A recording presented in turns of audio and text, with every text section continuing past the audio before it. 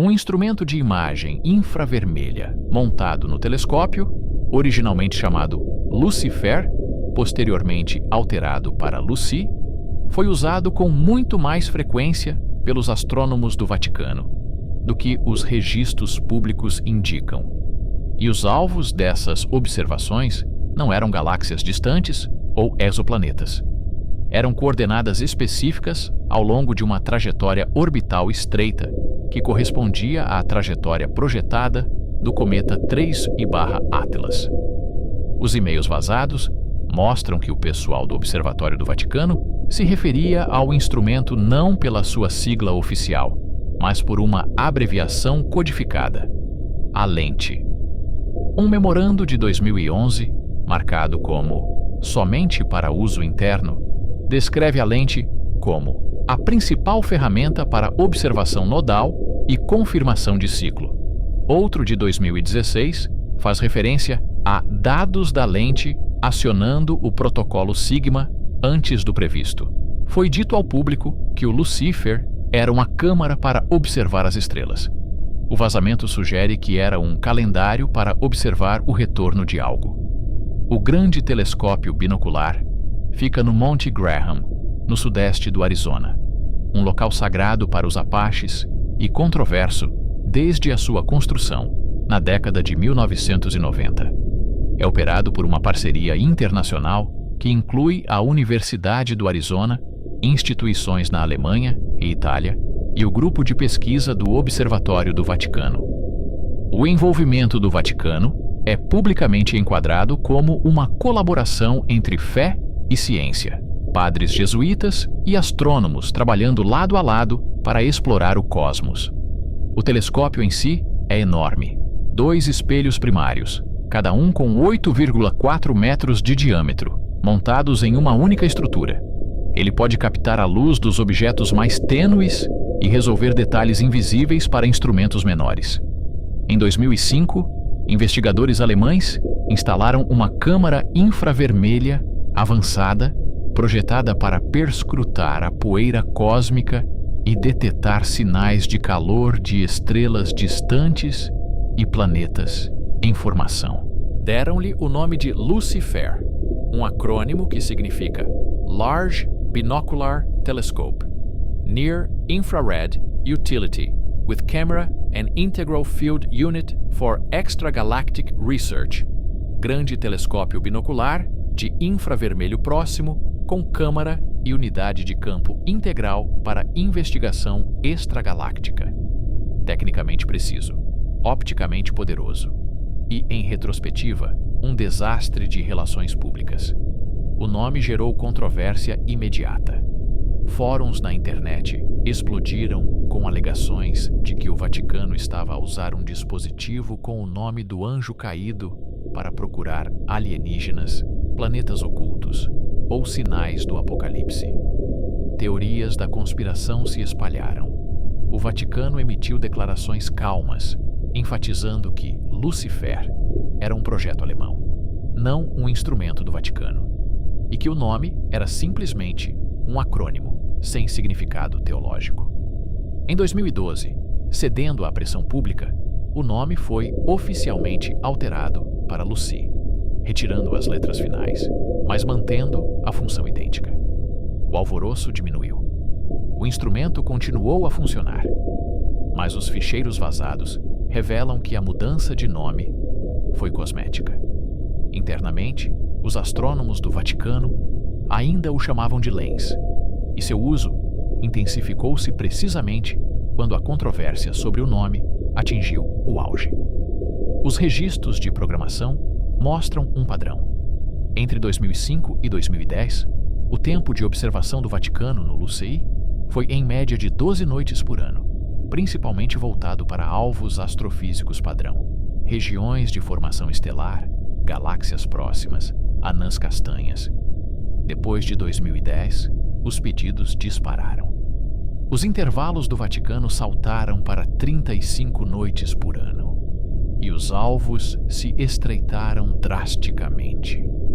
Conjuntos de coordenadas se repetiram ao longo das sessões. sempre agrupados ao longo de um arco específico do plano eclíptico. Quando cruzadas com efemérides modernas, essas coordenadas alinham-se quase perfeitamente com a trajetória prevista do Atlas durante fases orbitais importantes, aproximação do periélio, cruzamentos nodais e pontos onde o objeto seria mais brilhante no infravermelho, mais fraco ou invisível em comprimentos de onda ópticos. Um e-mail de 2011, enviado pelo padre Gabriele Mancini, um astrônomo do Vaticano lotado nas instalações do Monte Graham, explica a lógica. Os levantamentos ópticos não detectam o objeto durante a conjunção solar e quando ele passa por campos estelares densos. O infravermelho atravessa ambos. O Lucy nos dá a única janela confiável durante as fases críticas. Não podemos nos dar ao luxo de ter lacunas na linha do tempo. O destinatário, identificado nos metadados como Monsenhor Antônio Russo, na sede do Observatório do Vaticano, em Roma, respondeu: aprovado.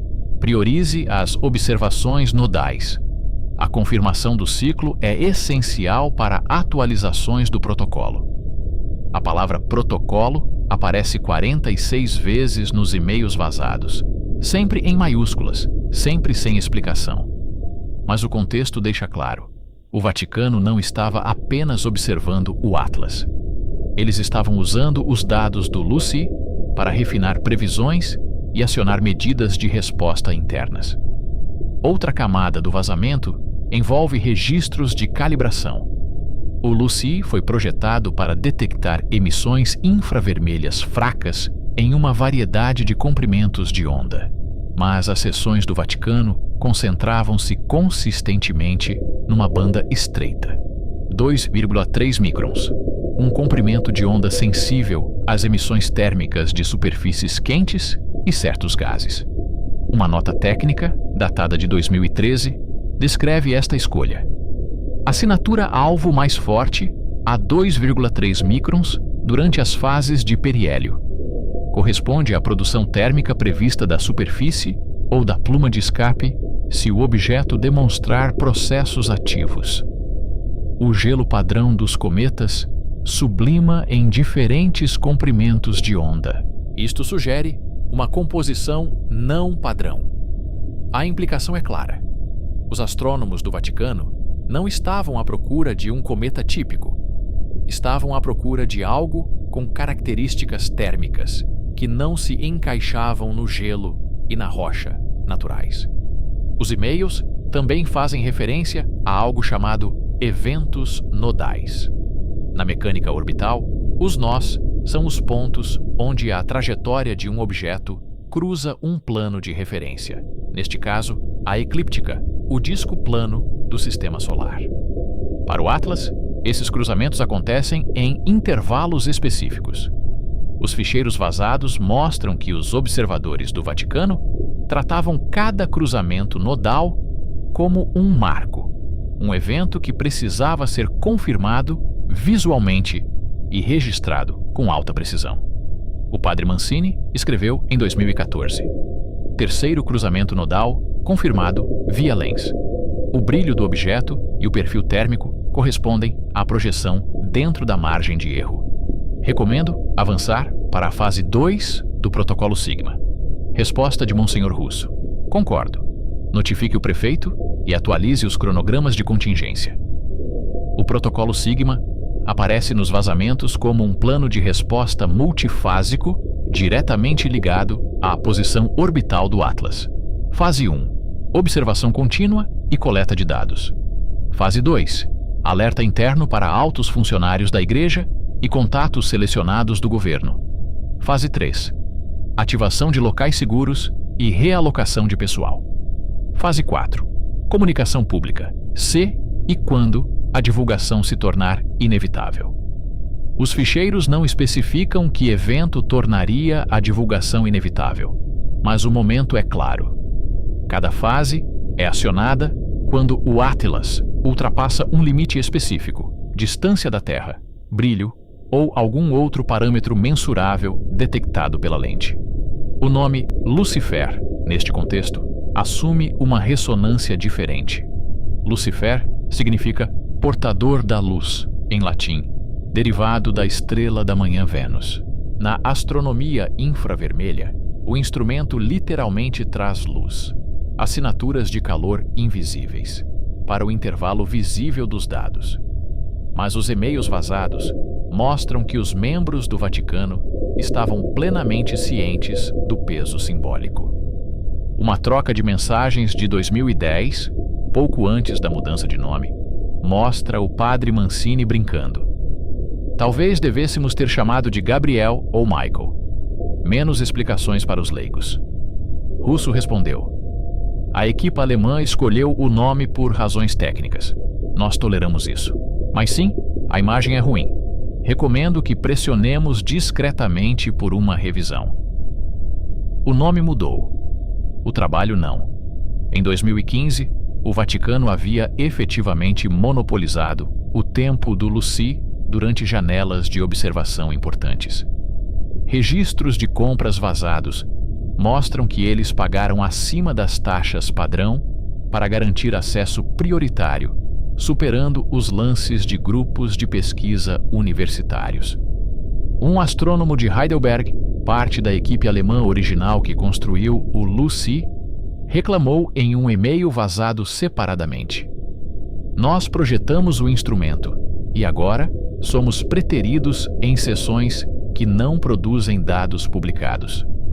Os observadores do Vaticano reservam noites, coletam imagens e não compartilham nada. Não é assim que a ciência colaborativa funciona. A resposta oficial do Vaticano, entregue por canais diplomáticos, citou: pesquisa proprietária sob revisão interna, e prometeu publicação eventual. Nenhuma publicação desse tipo apareceu. Os arquivos vazados incluem dados de imagens brutas de várias sessões Lucy do Vaticano entre 2016 e 2020. A análise independente, feita por astrônomos que obtiveram o vazamento, confirma o que a equipa do Vaticano viu: uma fonte pontual infravermelha fraca, movendo-se lentamente contra as estrelas de fundo. Assinatura térmica inconsistente com o gelo cometário padrão e variações de brilho sugerindo rotação ou emissão direcionada. Um analista observou: isto parece menos um reflexo passivo da luz solar e mais algo com uma fonte de calor interna ou orientação controlada. Se eu não soubesse o contexto, classificaria isto como um objeto artificial. Em 2017, quando o Atlas se tornou visível para mais pesquisas terrestres e começou a gerar alertas automáticos das redes de rastreamento de cometas, as sessões Lucy do Vaticano mudaram de foco. Em vez de pesquisas amplas, elas passaram a visar janelas muito específicas, observações de horas da mesma pequena área do céu, repetidas durante noites consecutivas. As notas de programação descrevem isso como monitoramento de fluxo e mapeamento de gradiente térmico. Um e-mail do padre Mancini para um colega explica: já não estamos a confirmar a posição, estamos a caracterizar o comportamento. A lente mostra pulsos térmicos periódicos. O intervalo corresponde ao período de rotação previsto. Isto apoia a hipótese da estrutura controlada. O seu colega, um astrofísico jesuíta em Roma, respondeu: se confirmado, justifica-se a escalada para a fase 3 do protocolo Sigma. Prepare um resumo para a revisão do prefeito. A fase 3, de acordo com fragmentos do vazamento, envolve notificar autoridades seculares selecionadas, governos e órgãos internacionais não identificados e iniciar preparativos discretos em locais de refúgio designados. As licenças de construção e os envios de suprimentos para propriedades jesuítas na Europa e nas Américas, vazados em divulgações financeiras separadas, se alinham quase perfeitamente com o cronograma das observações da Lucy. Cada pico na atividade de construção ocorre poucos meses após uma travessia nodal confirmada ou uma detecção significativa da Lucy. A lente não era apenas um instrumento científico, era um gatilho, um sistema de alerta precoce que colocava planos maiores em ação. A peça final da primeira onda de vazamentos é um arquivo de vídeo de baixa resolução e datado de dezembro de 2019. Ele mostra a sala de controle Lucy no Monte Graham. Na tela, uma imagem infravermelha de um traço fraco. Uma voz, identificada nos metadados como Padre Mancini, narra: máximo térmico em 2,3 microns. Alcance do objeto 4,2 unidades astronômicas. Observe a assimetria. Ponto quente na borda dianteira. Distribuição não uniforme. Consistente com emissão térmica direcionada ou pluma de ventilação ativa. Outra voz, mais velha, fora da câmera. Isso irá para Roma esta noite. Criptografe o arquivo. Não discuta fora desta sala. O vídeo é interrompido. 3 meses depois, o Vaticano expandiu discretamente seu centro de dados em Roma e atualizou os links de comunicação criptografados para o Monte Graham. A lens continuou a observar. Os dados continuaram a fluir. E o ciclo continuou a fechar-se. Após 2020, o fluxo de dados da LUCI para o Vaticano tornou-se ainda mais restrito. Investigadores externos que solicitaram tempo de observação partilhado foram recusados com desculpas genéricas. Conflitos de agendamento, manutenção de instrumentos, programas proprietários. Uma equipa universitária que cofinanciou a construção da LUCI apresentou uma queixa formal à parceria do Large Binocular Telescope em 2021. A queixa observava que as sessões do Vaticano tinham aumentado para mais de 60 noites por ano, enquanto a produção científica, artigos publicados, palestras em conferências, divulgação de dados, tinha caído para quase zero. O Conselho de Revisão da Parceria reconheceu o desequilíbrio, mas não tomou nenhuma medida. Um memorando interno vazado do presidente do Conselho diz: as contribuições do Vaticano para os custos operacionais são substanciais e inegociáveis. O seu programa de observação é classificado como pesquisa institucional. Não temos motivos para bloquear o acesso. A capacidade do Vaticano de controlar o LUCI ia além da programação. Contratos vazados com fornecedores mostram que eles financiaram grandes atualizações do instrumento entre 2018 e 2021. Detectores aprimorados, processamento de dados mais rápido, sensibilidade térmica aprimorada. Essas atualizações não foram anunciadas publicamente e não apareceram nos relatórios padrão do observatório. Um engenheiro envolvido na instalação escreveu num e-mail privado: os novos sensores aumentam a sensibilidade do LUCI em uma ordem de magnitude, especificamente na faixa de 2 a 3 microns. Esse é um foco muito restrito. Normalmente, seria desejável uma capacidade de espectro amplo. Isso parece ter sido feito sob medida para um único alvo. Quando questionado sobre qual era o alvo, ele não recebeu resposta e foi solicitado a assinar um acordo de confidencialidade retroativo. Paralelamente ao trabalho técnico, a atividade diplomática do Vaticano aumentou. Telegramas vazados entre a Secretaria de Estado do Vaticano e núncios, embaixadores papais, em 12 países, mostram referências codificadas a atualizações de contingências celestiais e marcos de confirmação de lentes. Um telegrama de 2020 para o núncio em Washington menciona preocupação partilhada em relação à abordagem nodal do objeto Atlas e solicita coordenação discreta com a Força Espacial dos E-PUNIWA e o Gabinete de Coordenação de Defesa Planetária da NASA. A resposta americana, também vazada, foi cautelosa.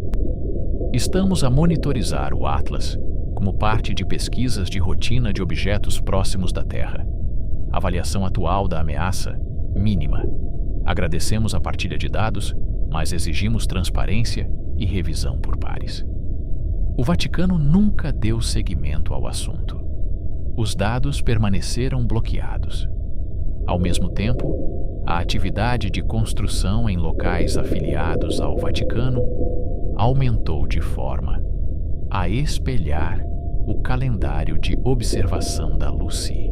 Licenças municipais vazadas para um centro de retiro jesuíta nos Alpes suíços mostram escavações profundas e construção reforçada a partir de 2020, logo após uma importante sessão da LUCI ter confirmado que o Atlas cruzou o seu segundo ponto nodal.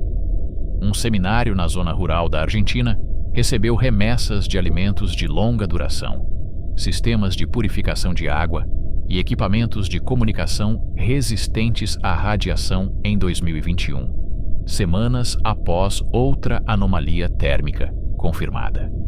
Uma faculdade jesuíta em Nápoles instalou um observatório no telhado, oficialmente para a educação dos alunos, equipado com instrumentos capazes de rastrear objetos no plano eclíptico. Cada local recebeu financiamento através do mesmo fundo do Vaticano, usado para necessidades pastorais extraordinárias. Os ficheiros vazados revelam 6 detalhes críticos sobre como a lente e o programa mais amplo do Vaticano se encaixam. Primeiro, o LUCI foi escolhido não por ser propriedade do Vaticano, mas por ser o único instrumento infravermelho ao seu alcance, capaz de detectar o Atlas durante fases críticas em que os telescópios ópticos ficavam cegos. Segundo, o Vaticano pagou acima dos preços de mercado e financiou grandes atualizações para garantir acesso exclusivo e sensibilidade máxima durante janelas-chave. Terceiro, os dados coletados não foram tratados como astronomia de rotina, mas como inteligência, classificados e restritos a um pequeno círculo dentro da hierarquia da Igreja.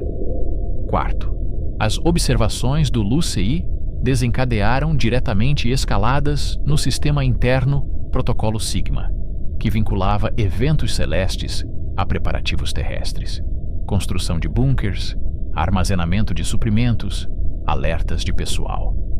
Quinto, o Vaticano compartilhou informações limitadas com governos selecionados, mas recusou a transparência total, mantendo o controle sobre a narrativa e o cronograma. Em sexto lugar, a controvérsia em torno do nome Lucifer, embora publicamente embaraçosa, pode ter servido como uma conveniente distração. O mundo discutia sobre simbolismo, enquanto o verdadeiro trabalho de rastreamento de um objeto em retorno prosseguia silenciosamente no infravermelho. Uma analista de risco trazida de fora da Igreja escreveu uma avaliação confidencial em 2019, também parte do vazamento. Sua conclusão foi direta. Se os dados do LUCI confirmarem um objeto artificial ou controlado se aproximando da Terra, e se o Vaticano ocultar essa informação enquanto prepara secretamente locais e pessoal selecionados, a instituição corre o risco de perder catastroficamente sua autoridade moral quando a verdade vier à tona. O encobrimento será julgado mais severamente do que o próprio evento. O relatório foi reconhecido, mas não foi tomado nenhuma medida. O contrato da analista não foi renovado. Correspondência vazada de 2022 mostra tensão entre astrônomos do Vaticano e seus colegas seculares. Cientistas da NASA e da ESA queriam observações coordenadas do Atlas à medida que ele se aproximava de seu periélio projetado para 2027. O Vaticano protelou, oferecendo compromissos vagos e dados limitados. Um pesquisador da NASA escreveu sem rodeios: "Vocês têm a melhor cobertura infravermelha desse objeto nos últimos 15 anos. Se houver algo anômalo, precisamos de saber agora, não quando for tarde demais para responder. A resposta do Vaticano, do padre Antônio Ritti, atual diretor da Specula Vaticana. Os nossos dados continuam sob revisão interna. Partilhar conclusões incompletas ou ambíguas pode levar a interpretações erradas. Comunicaremos conclusões acionáveis através dos canais apropriados quando for necessário. Tradução: não vamos dizer-vos o que vemos. Um memorando não assinado de 2023, encontrado no meio do vazamento, descreve um exercício de simulação conduzido por astrônomos do Vaticano e conselheiros jesuítas selecionados. Eles modelaram um cenário em que o Atlas passa dentro da distância da órbita lunar, gerando perturbações eletromagnéticas detectáveis por instrumentos terrestres e fenômenos visíveis, auroras, ionização atmosférica, possivelmente até efeitos audíveis. A simulação perguntou: como o público reagiria? Como a Igreja deveria responder? A conclusão: a consciência pública será inevitável se a proximidade desencadear efeitos observáveis. Estratégia recomendada: enquadrar o evento como um fenômeno celeste natural, mas raro. Evitar especulações sobre origem artificial, a menos que a confirmação seja absoluta e inevitável. Preparar declarações enfatizando a curiosidade científica, a providência divina e a preparação calma. Os registros de dados das sessões LUCI em 2023, os mais recentes no vazamento, mostram a equipa do Vaticano a rastrear o Atlas com frequência crescente. Eles observaram-no todas as noites claras durante certos meses, construindo um mapa térmico detalhado e cronometrando variações periódicas de brilho com precisão de minutos. Uma nota técnica descreve o objeto como notavelmente estável na produção térmica, sugerindo isolamento profundo ou gestão térmica ativa. A sublimação natural mostraria flutuações irregulares. Este objeto não mostra. Outra nota acrescenta: período de rotação fixado em precisamente 9 horas, invariante ao longo de múltiplas épocas de observação. Objetos em queda natural mostram desvio de período. Isso sugere rotação controlada ou simetria estrutural inconsistente com cometa fragmentado. A lente, nesta imagem, é muito mais do que uma câmera. É a principal ferramenta de inteligência do Vaticano para monitorizar um objeto que eles acreditam, ou sabem, não ser o que parece. É o mecanismo pelo qual as observações celestes se traduzem em ações terrestres: construção, armazenamento, alertas, protocolos. E é a razão pela qual a Igreja tem conseguido manter-se à frente da consciência pública, rastreando o Atlas em comprimentos de onda que a maioria das pessoas nunca ouviu falar, durante janelas de observação que coincidem com as suas fases mais reveladoras. Quem autorizou o programa Lens? E quando decidiram que o Atlas merecia este nível de sigilo? Como é o protocolo Sigma completo? E em que ponto a fase 4, divulgação pública, se torna inevitável? Se o LUCI confirmou uma assinatura artificial, por que nenhum astrônomo fora do Vaticano foi autorizado a verificá-la? Por que financiar bunkers e locais seguros, a menos que a aproximação prevista acarrete riscos além de uma passagem normal de cometa? O que acontece quando o objeto cruza o nó final e o lens não pode mais rastreá-lo porque está muito próximo, muito brilhante ou diretamente acima? O vazamento termina com uma única imagem, uma impressão de uma observação do LUCI de novembro de 2023. A fonte pontual de infravermelho fica centrada no quadro, um ponto laranja fraco contra o preto. Escrito à mão na parte inferior com caneta vermelha: confirmado, fase 3. Confirmado, fase 3. A lente fez o seu trabalho. O ciclo foi rastreado. Os protocolos avançaram. E o Vaticano armado com dados que ninguém mais possui totalmente, espera em silêncio pelo que vem a seguir.